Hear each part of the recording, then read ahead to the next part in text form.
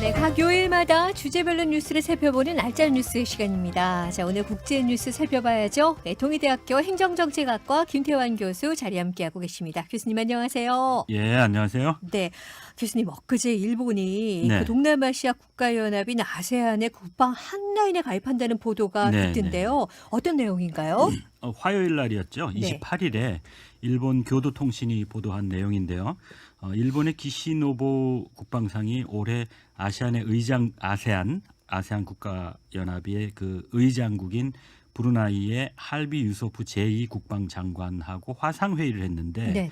여기서 일본이 아세안의 국방 한라인에 가입해서 이 동남아 지역의 평화와 안정에 적극적으로 기여하겠다 하는 이런 의견을 서로 공유했다는 겁니다. 그래서 네. 기술상의 문제가 해결되면 아마 내년 4월에는 실질적으로 핫라인이 연결된다고 합니다. 그래서 아세안 국방 핫라인이라는 거는 그 동남아시아 지역 영내 지역에서 어떤 군사적인 긴급한 사태가 발생할 경우에 이거를 효과적으로 해결하기 위해서 회원 각국의 국방 당국 간에 직접 연락을 주고받는 그런 시스템입니다. 그래서 네. 당연히 평상시에는 아무래도 이에 대해 필요한 그런 공동 훈련도 하겠고 또 직접적인 그런 교류가 평소에도 진행되겠죠. 그래서 아시안 국가들하고 긴밀한 관계 형성이 아마 자연스럽게 이루어질 거라고 봅니다. 네. 그래서 현재는 아세안 10개국 이외에 호주가 가입 국가로 되어 있어서 호주 이외에는 일본이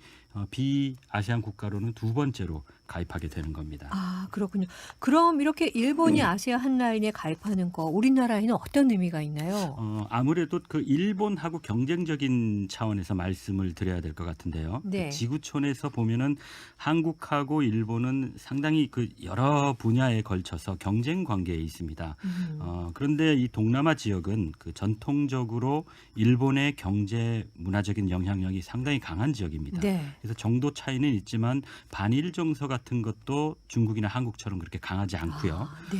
그러다가 최근에 이제 한류 영향이나 또 이제 일본도 좀 침체하긴 했지만 그렇죠. 한국 경제의 약진 때문에 한국이 일본의 영향력을 조금씩 이 지역에서 잠식해가는 그런 면이 없지 않아 있습니다. 네네. 뭐 아무래도 우리 세계로 뻗어나가는 우리 기업이나 우리 국민들의 진취적인 노력 덕분이라고 생각을 하는데 네. 그런데 이 동남아 전체를 아우르는 공식적인 권위체인 바로 이 아세안 그것도 국방 관련해서 핫라인을 참여한다는 것은 아세안 국가들하고 일본이 그만큼 긴밀하게 안보 이익을 공유한다는 의미이기 때문에 경제 문화적인 친밀도하고는 비교가 되지 않는 네. 아주 각별한 유대를 형성하게 된다는 그런 얘기죠. 네, 네, 그렇군요.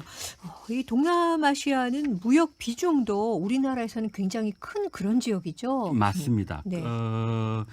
2015년 12월 31일인데요. 그 날짜로 해서 사실은 이 아세안의 단일 시장인 아세안 공동체가 출범했습니다. 그래서 네. 정치, 경제, 문화, 사회 뭐 이런 세 가지 분야에 대해서 2025년까지 완성하는 것을 목표로 해서 단일 시장이 이미 출범을 했는데 네. 이 아세안과 무역 규모를 보면 우리 한국하고요. 코로나 이전인 2019년에는 18년 경우를 보면 중국 다음으로 큰 지역이 바로 이 아세안 지역입니다. 네, 한국에게. 네.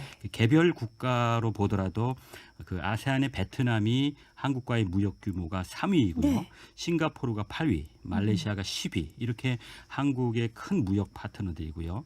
또 이렇게 좀 대놓고 말씀드리기는 조금 불편한데 왜냐하면 이게 네네. 무기 수출과 관련해서 아하. 한국의 방산 수출의 비중도 상당히 큰 지역입니다. 네. 그래서 중국이 좀 불편한 걸 표현하고 있지만 그럼에도 불구하고 필리핀이나 베트남, 태국, 말레이시아, 인도네시아 같은 이런 지역에 우리나라가 꾸준히 방산 수출을 해오고 있고요. 네네. 그 규모가 증가하는 추세에 있습니다. 그래서 코로나 이전에 한 5년 정도를 보면 통계적으로 우리나라 방산 수출을 많이 우리가 하는 10개 국가들 가운데 인도네시아가 3위, 필리핀이 5위, 태국이 7위 이렇게 차지할 만큼 우리 방산 수출에서도 상당히 중요한 지역이죠. 네, 네, 그렇군요. 말씀을 쭉 듣고 보니까 뭐 수출 경제적인 문제도 그렇고 우리랑 굉장히 좀 가까운데 일본이 또 아세안과 안보적으로 밀착을 네네네네. 한다고 하니까 조금 신경이 쓰이는데 이거 제가 지나치게 경쟁하는 건가요? 뭐 개인적 말씀을 하시니까 저도 개인적으로 비슷한 네. 생각을 합니다. 왜냐하면 그 일본하고 한국은 좀 구조적으로 국제사회에서 네. 어쩔 수 없이 어떤 경제나 무역 그런 것뿐만이 아니라 정치 안보적인 차원에서도 상당히 다양한 분야에 걸쳐서 구조적으로 경쟁적인 그렇죠. 상대입니다 서로. 네, 그래서 우리가 원하지 않더라도 그 경쟁에서 이렇게 피할 수 없는 그런 구조이거든요. 그래서 네.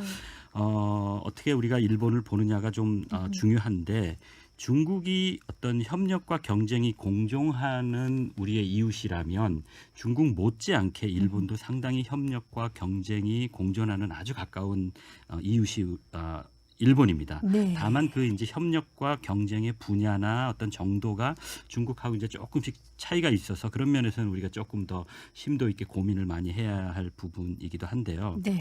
어쨌든 그 한국이 없는 상태에서 네. 그러니까 한국이 없이 예를 들면 미국하고 일본이 만나는 거 이런 것도 저는 경계해야 된다고 생각을 하거든요. 네, 네. 근데 구조적으로 미국에게는 일본과 한국이 동아시아에서 비슷한 어떤 용도의 동맹 국가들입니다. 그래서 한국이 없이 미국이 일본하고 어떤 협의를 하게 되면 아하. 일본 입장에서는 한국의 이익에 반하는 일본의 이익 같은 것들을 미국과 합의할 수가 있거든요. 그래서 네, 네. 미국과 어떤 뭐 이야기를 할 때 그러니까 한미일이 상당히 같이 가는데 네. 이런 것이 우리에게는 중요합니다. 그래서 마찬가지로 한국이 부재한 상태에서 일본이 아세안 지역에서 이렇게 마음대로 활동을 하면 역시 한국의 이익과 경쟁 구도 때문에 네. 좀 무관한 그런 일본의 이익이 그렇게 추구될 수 있는 그런 가능성이 크거든요. 그렇겠네요. 그래서 네네. 저는 좀 이렇게 쉽게 얘기하면 네. 일본이 가는 곳에 특별한 경우가 없으면 한국이 같이. 같이 있어야 된다. 네. 그래야 우리에게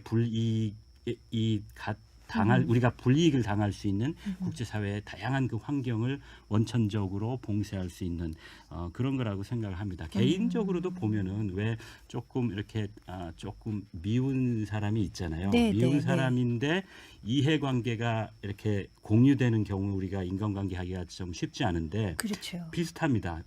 밉다 하더라도 나하고 이해관계가 좀 교차되면 그 친구가 어딜 가든지 같이 있어줘야 가야죠. 네네. 혹시라도 죄송한 말씀이지만 나한테 해코지하는 것을 예방할 수 있고 그렇죠. 또 같이 또 이제 좋은 일을 협력할 수도 있고 그래서 그렇죠. 좋은 의미에서도 또 경쟁적인 의미에서도 국제사회에서는 전략적으로 보면 한국이 일본이 가는 곳에 관심을 가지고 그렇게 지켜봐야 될 이유가 있습니다. 제 생각에는. 이거 속된 말로 왜 자리 비웠다 뒤통수 칠 수도 있고 그리고 또 왜 이렇게 3명 있다가 욕할까봐 화장실도 못 가 이런 얘기도 그런 있잖아요. 것들이 국가들 간의 관계에서는 상당히 중요합니다.